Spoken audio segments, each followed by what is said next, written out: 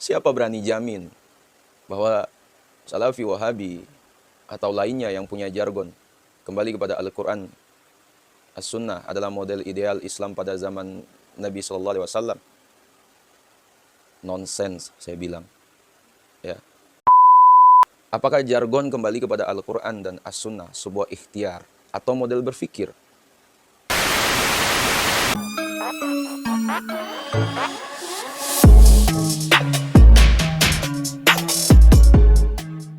Bismillahirrahmanirrahim. Alhamdulillahilladzi an'amana bi ni'matil imani wal islam. Wa nusalli wa nusallimu ala khairil anam Sayyidina Muhammad wa ala alihi wa sahbihi ajma'in, amma ba'du. Kalau antum ingin melihat Islam asli seperti saat pertama diturunkan, maka tengoklah Salafi, Wahabi. Yang benar.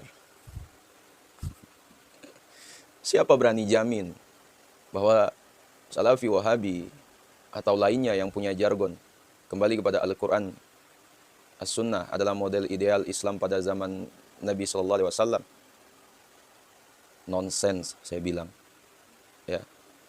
Hipotesisnya adalah, siapa bisa membawa Islam kembali ke masa asal saat diturunkan? Apakah jargon kembali kepada Al-Quran dan As-Sunnah sebuah ikhtiar atau model berpikir?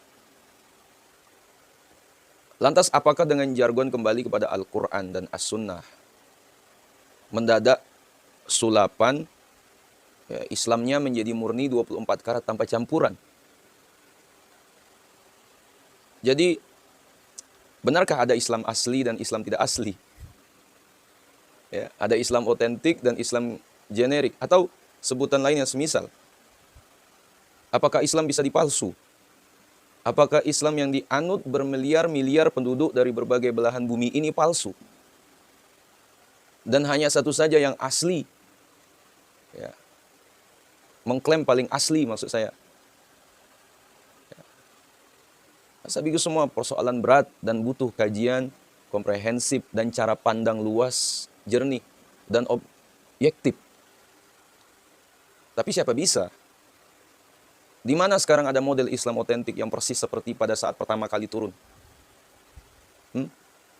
Yang bisa dijadikan model dan rujukan untuk padanan di tempat lain. Apakah para imam mazhab sudah mencakup? Apakah Syekh Ibn Taimiyah sudah mencakup? Ya, Syekh Al-Albani, Syekh Utsaimin, Syekh bin Baz, bahkan para habaib dan ahlul bait sudah mencakup keseluruhan Islam. Ini klise, saya bilang. Ya, tidak mungkin dan absurd. Ya, sebab Islam terlalu luas. Ya, dipandangkan dengan seseorang. Ya. Perintahnya adalah mencontoh Rasulullah SAW dengan bersandar pada dua pusaka berbasis kemampuan. Tidak ada klaim paling asli, ya, sebab kafah ada sebuah proses. Hanya Rasulullah SAW yang diberi kewenangan dan otoritas, ya, lainnya tidak sama sekali. Ya. Sebab itulah kemudian Rasulullah SAW tidak menyebut orang atau kelompok atau keluarganya, tapi Al-Quran dan As-Sunnah. Ya, bila ada selisih dan silang sengkarut. Ya, lantas siapa berani sebut bahwa Islamnya persis Rasulullah SAW? Ya, beruntung punya kitab suci Al-Quran yang kontetikannya dijaga langsung oleh Allah Subhanahu wa Ta'ala,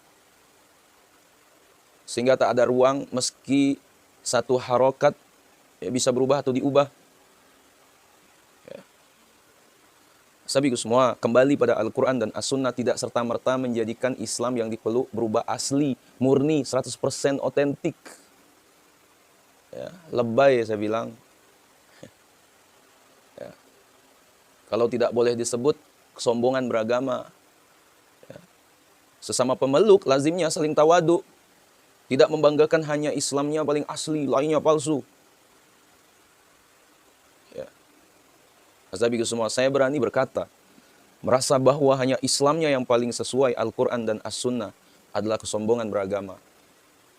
Ya.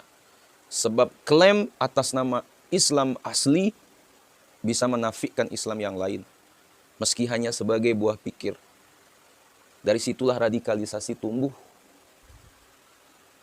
Ya. Islam asli itu Islamnya Rasulullah SAW. Ya. Selainnya tidak boleh ada yang mengaku asli, otentik dalam pengertian generik. Ya. Kecuali disebutkan langsung oleh Rasulullah SAW. Ya. Tak ada yang berwenang mengklaim paling otentik. Hitungannya hanya prosentasi.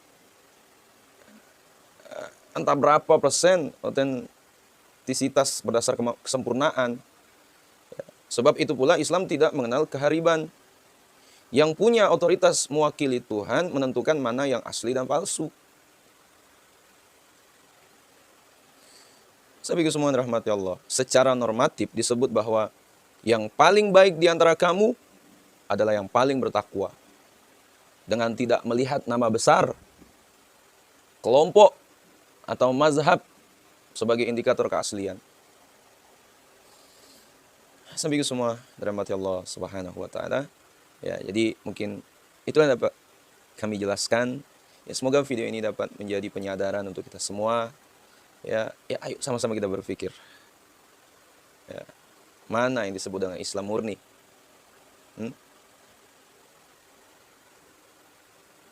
Kelompok mana?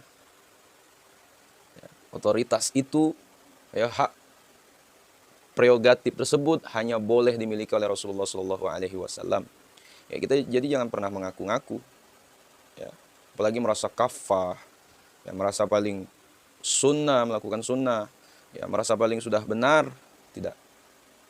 Ya, ulama-ulama kita dulu pun tidak mengajarkan kita seperti itu, sahabatku semua. Ya, sesungguhnya kebenaran itu hanya milik Allah. Ya, kita hanya menjalankan, ya, agama ini sesuai dengan syariat, tuntunan para ulama. Ya, melalui para ulama lah, ya, kita bisa kenal dengan Rasulullah SAW, bisa dekat dengan Rasulullah SAW. Enggak bisa kita langsung ke Rasulullah, enggak bisa. Ya. Kita untuk mengenal Rasulullah pun melalui perantara ulama. Ya. Maka saya pernah buat video ketika Wahabi bertanya, pilih Imam Syafi'i, pilih Rasulullah atau Imam Syafi'i. Ya, itu pertanyaan yang aneh. Ya. Kita jelas memuliakan Rasulullah. Ya. Beliau adalah makhluk yang paling agung. Ya. Beliau turun ke muka bumi ini sebagai rahmat. Tapi melalui siapa kita kenal dengan Rasulullah? Melalui ulama, melalui para orang-orang soleh. Ya. Melalui Imam Syafi'i lah, ya, kita mengenal hukum syariat. Ya, itu sebagai landasan. Melalui Imam Syafi'i lah kita mengenal bagaimana Rasulullah SAW mengajarkan sunnah-sunnahnya.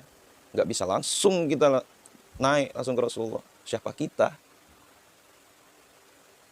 Saya pikir semua kita pun juga bukan seorang ahli dalam berijtihad. Kita pun bukan orang yang disebut dengan imam mujtahid. Ya. Belum sampai. Kita semua itu, ya, ke makom berfatwa. Ya. Sahabatku semua yang dirahmati Allah Subhanahu wa taala. Makanya kita perlu sadari, ya, perlunya pentingnya belajar agama dengan apa? Bersanad. Perlu sanad. Ya. Jadi kita itu enggak sembarangan. Sahabatku semua dirahmati Allah Subhanahu wa taala, mungkin itulah dapat kami sampaikan. Sekiranya video ini bermanfaat, jangan lupa share pada orang kita cintai dan juga jangan lupa share ke akun media sosial kalian yang lainnya agar jauh lebih bermanfaat lagi. Wallahu a'lam. Assalamualaikum warahmatullahi wabarakatuh.